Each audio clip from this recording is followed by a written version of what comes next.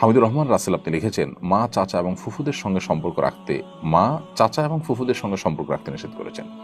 মায়ের কথা অমান্য করে চাচা ফুফুদের সঙ্গে সম্পর্ক রাখলে মায়ের অবাধ্যতা হিসেবে গণ্য হবে কিনা, আর মায়ের কথা মেনে চাচা ফুফুদের সাথে সম্পর্ক ছিন্ন করলে আত্মীয়তার ছিন্ন করা গুনাহ হবে কিনা, উভয় সংকটের মধ্যে আছি, করণীয় কি? প্রথম কথা হলো, চাচা এবং ফুফু এরা আপনার রক্ত সম্পর্কীয় আত্মীয়, খুব কাছের আত্মীয়।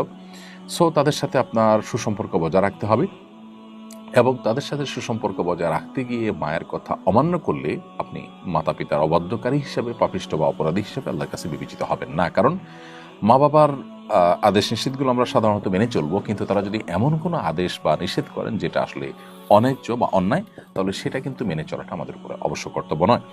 নবী করিম সাল্লাল্লাহু আলাইহি ওয়াসাল্লাম একটি হাদিস আছে, এই বিশুদ্ধ সূত্রে বর্ণিত হয়েছে, মুসনাদ আহমদ আল্লাহ তাআলা থেকে এই হাদিসটি বর্ণিত হয়েছে যে নবী সাল্লাল্লাহু আলাইহি ওয়াসাল্লাম বলেছেন, লা তুআতা লিমাখলুকিন ফি মাসিয়াতিল খালিক আও ফি মাসিয়াতিল্লাহ।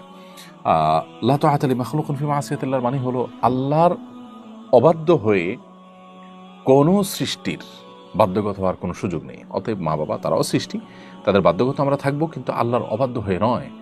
আল্লাহর অবাধ্য হওয়ার বিষয় যদি তাদের আদেশ থাকে, তাহলে সেক্ষেত্রে তাদের আদেশকে আমরা মানব না, বিনয়ের সাথে সেটাকে তাদেরকে বুঝিয়ে বলবো, কিংবা অপরাগতার কথা জানাবো, কিংবা অন্য কোনোভাবে সেটাকে ইগনোর করব, কিন্তু আমরা অন্যায় লিপ্ত হব না।